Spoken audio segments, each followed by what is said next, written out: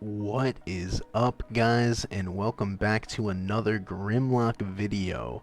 Today we're going to be going over my Elemental Shaman PvP guide for my Battleground build. So I know a lot of you guys have been asking for rated Battleground builds. Today we're going to be going over my specific build that I run in Battlegrounds, and I'm also going to be showing you guys some gameplay of that. So I hope you enjoy this video, and here we go. Let's begin. Alrighty, guys, to get into our Battleground build, we'll start with the Shaman side of things here. As you can see, we still take our Earth Shield, our Elemental Orbit, Earth Elemental, all standard stuff, but here's something different for you guys. We take our Aura Mastery, which is Spirit Walker's Grace and Spirit Walker's Aegis. The reason we take this is because there's so many interrupts and so many possible kicks in a battleground that it's actually incredibly important that you have this, especially in rated battlegrounds where people are actually focusing you. If you're getting focused and you don't have an Aura Mastery, it will make your life super hard. In order to get this, I sacrifice taking Ancestral Defense, and I also sacrifice taking my Elemental Warding. Now, you can probably play around with the talents and take Elemental Warding versus specific compositions, and you can see the enemy's composition in the beginning of Battlegrounds, so it's important to change up your talents based around that. But I don't take Spirit Wolf. I don't take Thunderous Paws. I do take Cap Stun, and the reason being is being able to stun all targets in a group for 3 seconds is incredibly strong in Battlegrounds. Just anything that can control an entire team in a set area is really good. I also take Tremor Totem.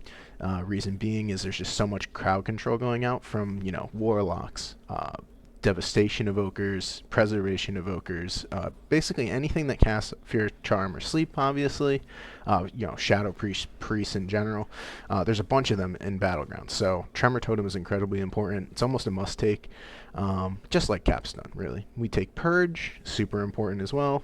I do take Hex, and Hex is iffy because, honestly, most of the time in Battlegrounds, you're just going to be using kicks on healers. There is chances to hex healers, but a lot of the times people either go healers, like as an attack them, or they end up, breaking the crowd control on them. So if you hex a healer, it's really possible that somebody will just break your crowd control. But Hex is super good in 1v1s, so realistically, Hex is very important.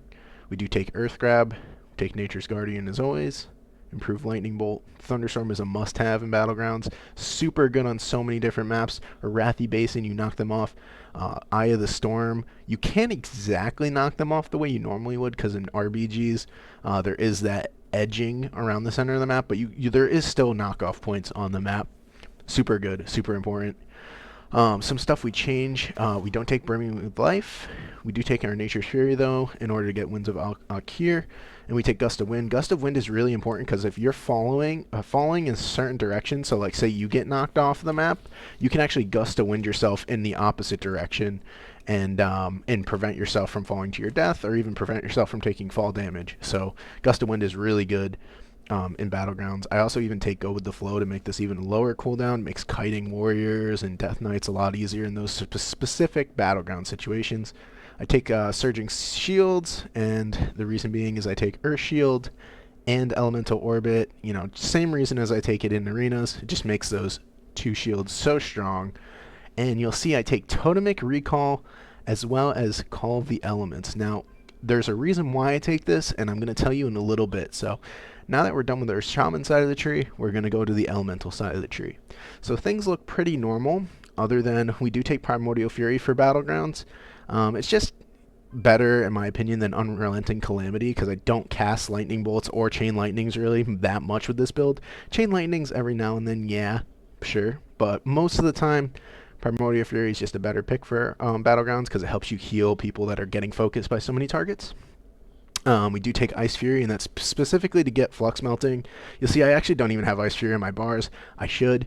Terrible me, but realistically, you won't cast this too often. It is good in Battlegrounds, though, because it does make your next Frost Shocks do a pretty big amount of damage, and you can cast it while locked out. Super good. Take the Echo of the Elements. We get our Surge of Power. Pretty much everything is standard from this point down, except when we get down to here. We do not take Primal Elementalist. We take Liquid Magma Totem. And the reason why we take liquid magma totem is it applies flame shock to 3 enemies, and this is why totemic recall is so clutch. So in the beginning of team fights, we're going to be liquid magma toteming in a group, then we're going to recall, and we're going to liquid magma totem again. And what that does is it spreads your flame shock immediately within 3 globals to 6 enemies. Then we flame shock our main target, and then we can primordial surge an off target or vice versa. And that's 8 flame shocks out immediately across everything, including pets, people, players, anything. And that plays a really crucial role into playing deeply rooted elements. Like I said, we do play the primordial wave, but we play splintered elements. And you'll see when I break down the rotation of this build why being able to spread flame shock so early on to so many people is so crazy. We take deeply rooted elements, and we take Oath of the Farseer. This is also insane. You get another 15% additional haste when you proc your deeply rooted elements. So basically, the idea around this build is to spread your flame shock far and wide, primordial wave, send out that lava burst that hits everything, and hopefully get your ascendance to proc. If you don't, it's not the end of the world because you still get a massive amount of haste from your splintered elements. But if your ascendance procs, not only do you send out another wave to all of your flame shock targets, you also get another 15% additional haste, which means we can get up to almost 99% haste. And that makes our globals about 0.1 seconds long. So you can actually get off, maybe 6 to 8 lava bursts, depending on how many you're getting procced, in a single second, which is absolutely ridiculous. I've seen my build do easily over 100k DPS in a group setting, not a problem in Battlegrounds. Consistently, it does around 50k DPS, which is really high for Battlegrounds in general.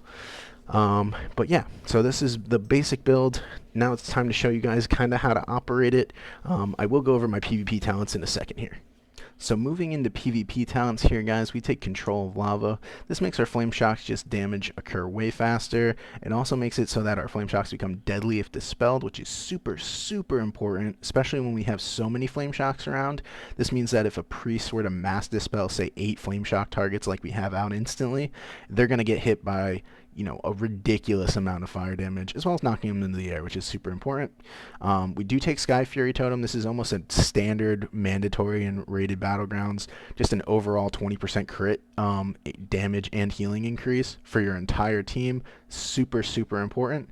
Now, to get into the fluctuation talent here, there is Static Field Totem we can take, Traveling Storms, Counter Strike, Grounding, all great options. Also, Precognition is quite a good talent, and the reason being is that you gain 15% haste and you become immune to crowd control, interrupt, and cast pushback effects. So the best part about this is the 15% haste, but obviously becoming immune to crowd control is ridiculously important. If you can fake a kick for 5 seconds, you just can't be stunned, polymorphed, anything, and you get that 15% haste increase. So that also works really well with this build because our entire goal is to get as much haste as possible without actually stacking haste as our abilities here, or as our items. We mainly stack mastery, so getting haste elsewhere is super good.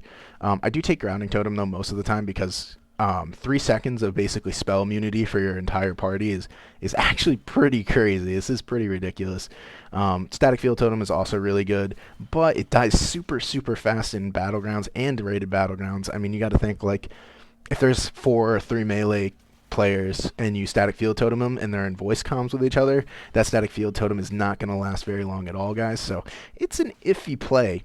Counter-Strike Totem is a little more subtle, and you'll do a ridiculous amount of damage actually by pressing this in a RBG. Sometimes Counter-Strike Totem can be your top damage in a little small team fight because of how much damage it actually ends up doing. Like, for instance, if you Counter-Strike Totem like a Demon Hunter's Hunt, for instance, technically the Hunt is a direct damage spell, and it will deal 100% of the damage back to the attacker. So if you get hit by a Hunt for 100k, that Demon Hunter is going to take 100k straight to the face, which is actually super strong. But a lot of people don't play Counter-Strike Totem. I think it's just a really hard thing to time right. So yeah, learn around those, but realistically, this is probably your standard honor talents that you're going to be taking for this build.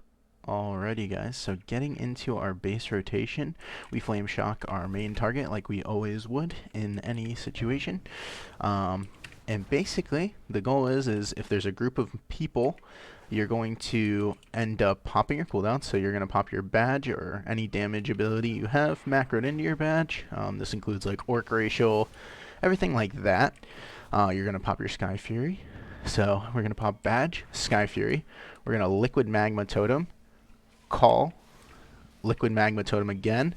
We're going to Primal Wave, Frost Shock to proc our Flux Melting, and pop our Lava Burst. Now what this does is our haste is going to skyrocket, and hopefully you'll see we get an Ascendance proc. We instantly go to 99% haste, and we get another Primordial Wave proc, and we just rotate this over and over again in hopes that we get as many procs as possible. In the meantime, when you get your Earth Shock, you're going to Earth Shock into Flame Shock, and what that does is it procs your Surge of Power and causes your Flame Shock to spread, and this will keep your Flame Shock active on majority of your targets. Also, when you get your Ascendance procs, like I just did there, that also refreshes the duration of your Flame Shocks on all your targets, which is hugely, hugely important. Again, guys, all you're doing is popping Badge, Sky Fury, Liquid Magma Totem, Recall, Liquid Magma Totem, and what that does is just spread your Flame Shock to as many targets as possible. Then you Frost Shock in the Lava Burst, and the reason why we Frost Shock first is to get Flux Melting. This increases the damage of our Lava Burst by 20%, and that 20% goes out to everything around you, which is a substantial amount of damage. As you can see, we're hitting about 60k Lava Burst, which is pretty good, but our overloads also hit for like 60k, so really, when we hit something, it's like 120k. Our Earth Shocks can also still crit for over 100k, and our Liquid Magma Totems can tick up to 40k, which is pretty crazy, actually. I didn't realize that it did that much damage until I've been playing this build for a little bit, actually, which is really entertaining. So again, guys, we badge, Sky Fury, Liquid Magma Totem. I don't have the proc right now, but I would Totemic Recall and Liquid Magma Totem again. But seeing we don't have it, I'm just going to use my Earth Shock to spread it. And yeah, that's basically it, guys. It's a really simple build, but still we get a massive amount of haste from our Primordial Surge here. Again, you'll see this here. Check this out. Boom, 99% haste because of the Ascendance proc. We're at 73%, just standard, and you can see how fast I'm just pumping out elements. Probably popping out my Lava Burst. It's actually a little ridiculous looking. You know, every single time I get a global, it's just immediately out, which is absolutely amazing. It's super fun to play. Every single time we get Primordial Wave, we're going to be using it pretty much off cooldown. At least that's the goal. And the reason being is Primordial Wave will just give us as much haste as possible, and we get these Ascendance procs, which are absolutely crucial to this build functioning properly. Here, we're coming up on another burst window here, so we're going to do it again. Here we go. Also do that. Boom, and let's see if I can, there we go. And big damage here. Massive damage. 73% haste. Get my Ascendance proc, 99% haste. And you can just see how fast I'm casting out Lava Burst. I mean, I'm a machine gun of Lava Burst. And on top of that, guys, you know, Fire Elemental helps with this as well. I'm not Fire Elementaling first, so realistically we should be Fire Elementaling first. This makes our Flame Shocks last much longer. It also makes them do you know, damage faster, which means we'll get even more Lava Burst procs. So you can see I peaked at 75, well, I peaked around 75k. That was my average DPS, and I'm not even trying, so this is like kind of ridiculous. I know in some games I can peak around 100k DPS in team fights, just spread pressuring to everything, a massive amount of damage. It's pretty unhealable, especially once you get the rotation down. At first, this is going to take a lot of time for you guys to get used to. It's very strange to pop Liquid Magma Totem and then pop another Liquid Magma Totem. Also, super important, guys, your Liquid Magma Totem, when you put it on some, like if somebody walks into your Liquid Magma Totem, it does not apply the Flame Shock. So you have to place your Liquid Magma Totem on top of people. You have to do that. You can't just Liquid Magma Totem and then hope they walk into it or knock them into it. They won't get the Flame Shock from that, okay? You have to Liquid Magma Totem on top of your opponent, okay? So this is the most enjoyable build I find for Battlegrounds, it's just so entertaining, just nuking people for massive amounts of damage and getting these procs, getting this massive amount of haste. Just feels like an absolute machine gun. And you know, there's not much better feeling as a shaman than just lava bursting over and over and over again and watching people's health just deplete as fast as possible. Super, super entertaining. Again, we get these primordial surges up so fast with this build. It's like freaking ridiculous, man. We get them up constantly, which is super enjoyable, super fun gameplay. And I hope you guys enjoy this type of build. It's really, really fun for me, but you know, that doesn't matter in the long run. As long as you guys are having fun, that's really what matters. And I think you guys will enjoy this one. So without further ado, I'm going to show you guys some gameplay of me playing this build in an actual battleground setting. And so you guys can see my damage numbers and see how the build flows in an actual gameplay style.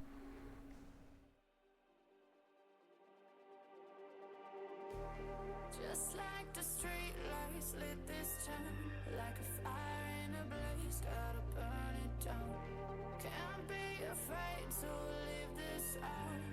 We got this far, don't know how. I see danger in your eyes.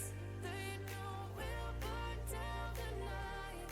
Coming just like the sunrise. You know that we gonna light it up. Tonight, we gonna let it up. Tonight, we gonna let it up. Just like the sunrise, we gonna let it up.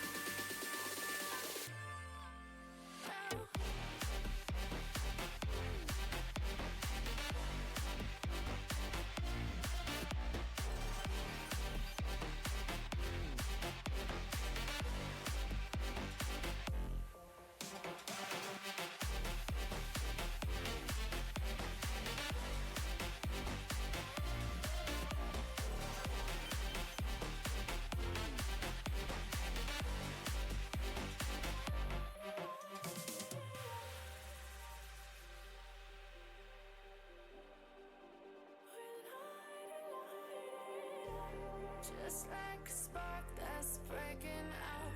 Can't make a stop, can't turn back now. We know that there's no room for doubt. No, we can't turn back now. I see danger in your eyes. They know we'll burn down the night.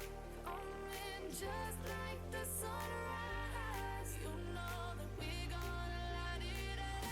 Tonight, we gonna let it up.